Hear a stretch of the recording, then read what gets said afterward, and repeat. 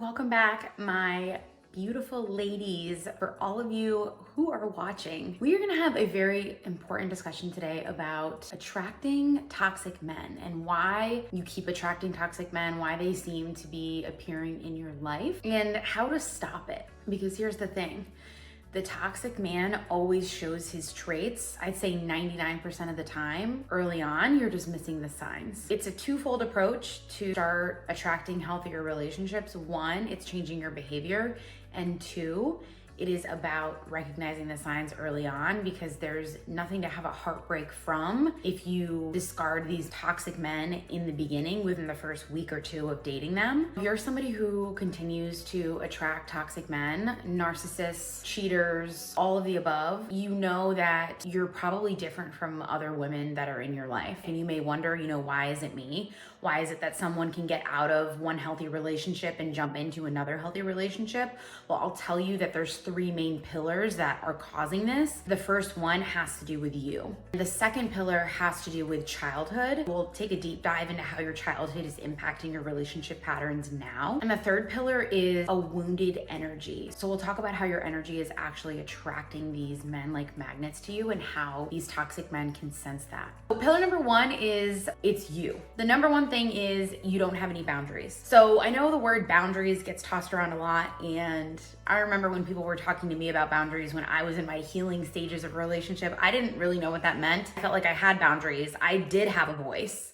As you can see, I say things very cut and dry. I am very up in your face.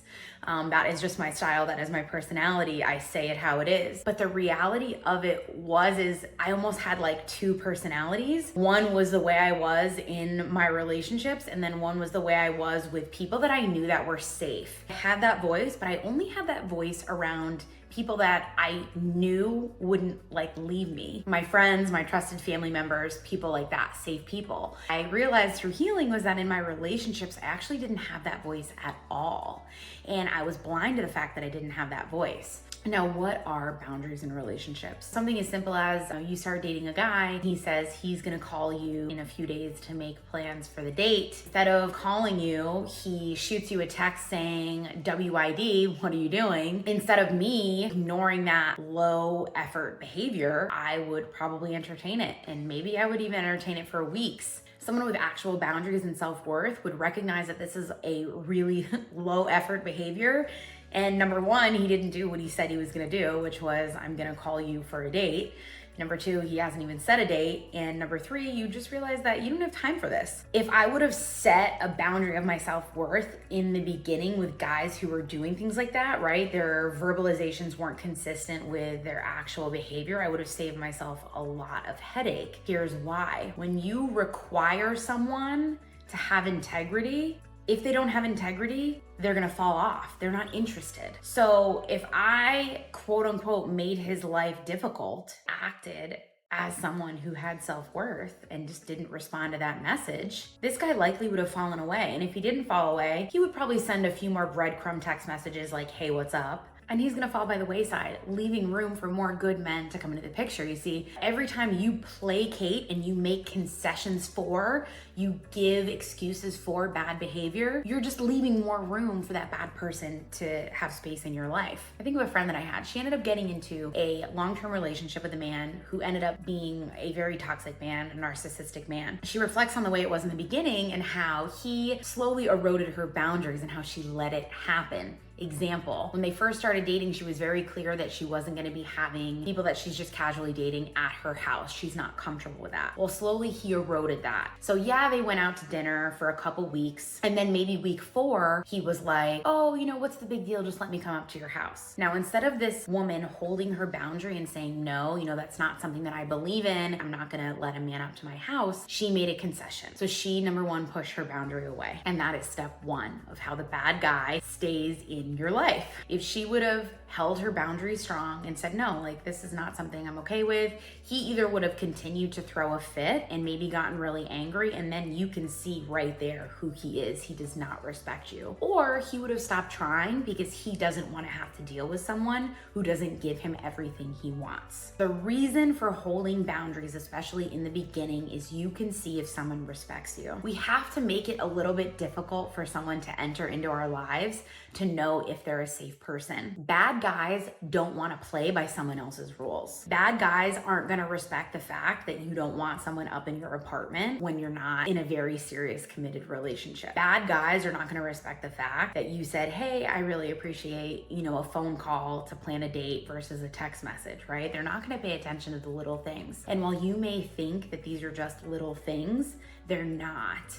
They're really, really big things. Think of it this way. Think of it on the flip side. If they are so little as you think they are, call me versus text me, plan dates a few days in advance so I can plan my week. If you think those things are really small, then what's the reason why they can't follow through with those things? And the fact that you're letting them slide means that you are literally letting this guy get away with the smallest things, and he's testing you. Everything that you make a concession on is him pushing your boundary further and further, and you're teaching him what he can get away with. There is a really easy way to avoid having toxic men in your life, and that's holding boundaries, saying no, sticking to exactly what you want, and making a little bit of a barrier for entry into your life. Stop making it so easy on these men. Stop driving to them for the first few dates. Stop being the one who's calling. Stop being the one who's texting. Stop being the one who's planning. Pull back a little and observe. See how much effort he actually puts in. The second pillar as to why you are attracting toxic men into your life may have to do with your childhood and the way you were raised.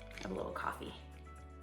Let me break it down specifically on how childhood really can impact the way you play out your relationships in adulthood. First thing that comes to my mind is a high stress home. So if you lived in a high stress home where parents were arguing all the time, where there was a lot of uncertainty, there was a lot of tension, there was a lot of stress, your brain has gotten used to a flood of cortisol. Cortisol is that stress hormone that gets released in your body and essentially tells your body fight or flight, right? A high stress situation, I need to be ready for anything. Cortisol will peak, cortisol will drop. Cortisol will peak, cortisol will drop. Now, in a healthy home, in a healthy childhood, you're not gonna have constant peaks and drops of your cortisol.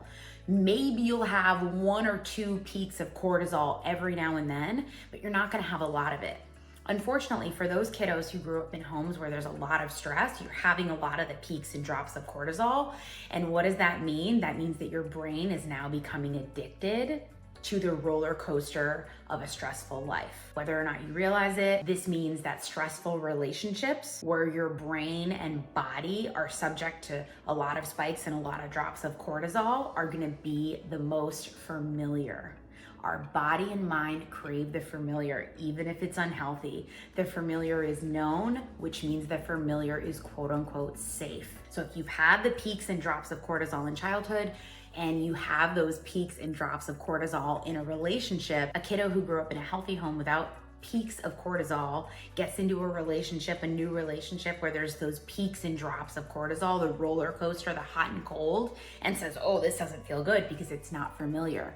But unfortunately for those kiddos who grew up in those homes where there was a lot of stress, a lot of peaks in cortisol and drops in cortisol, they're gonna recognize that as the familiar. It seems familiar, so it's good, and they're gonna gravitate toward that. And that is why we see a lot of people attracting toxic men who also had toxic childhoods. We've learned that pain is love, that love should be difficult, that love is stressful, that it takes a lot of work to have love. And when we do find somebody, if we are lucky enough to find somebody where there's just that peace and calm, something can feel really off in our bodies. Additionally, that feeling of like butterflies in your chest or that uneasiness in your stomach, you may think that it's like the love excitement in a new relationship. And a lot of times that's really just a stress hormone. That's anxiety that we're feeling, and we're confusing it for love or infatuation or something exciting. The third pillar that comes to my mind as to why people attract toxic relationships over and over again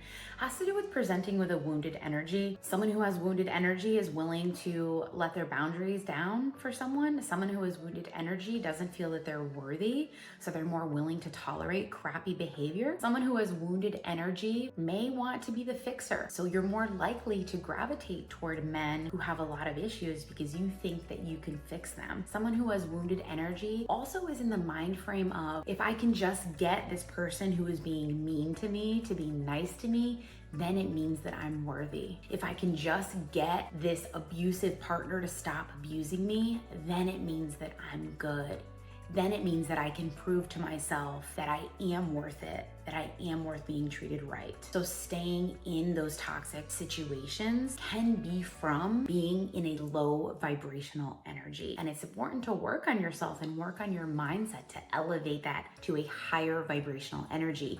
You see, we do not attract anyone into our field that isn't on our same vibrational plane. No matter how many mantras you do saying, I know I'm worth it, I know I'm loved, if you haven't changed that internal energy, haven't made that internal shift, you will continue to attract partners on your same vibrational plane. And the last thing I'll say about vibrational energy and the frequency that you're existing at as far as attracting toxic people are looking for people who are willing to be abused. Now, I'm not victim blaming at all, but there is a difference between the woman who allows the smallest behaviors to start creeping in. You don't date a man and on the first date he slaps you across the face, or on the first date he says your hair looks like shit. It just doesn't start like that from the beginning. So when I say toxic men are looking for people that they can abuse, that are open to abuse, it starts very small. It doesn't have to be a slap across the face or some swear. Decide that you are gonna hold your boundaries. Decide that you are good enough to have someone work a little bit for you. Decide that it's okay if you don't make things easy for men in your life all the time. You don't have to put yourself second. And the beauty of putting yourself first is twofold.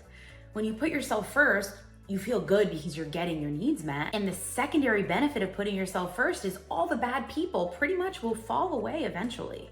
The more you continue to consciously put yourself first over and over again, bad people aren't gonna stick around to play by your rules. They're gone. So there's a twofold benefit to putting yourself first and holding your boundaries. Well, I really hope that you found some benefit from this video in giving some more insight as to why toxic men just seem to be everywhere in your life. And I would really recommend some of the reading that I'm gonna put down below in the description. Please subscribe if you found this helpful. I will continue to put out more videos like this. And if you have any topics that you would like me to talk about, as a licensed therapist, I'd be really happy to leave those in the comment as well. And I wish you all the best in your dating ventures and that you find everything your heart desires. Bye for now.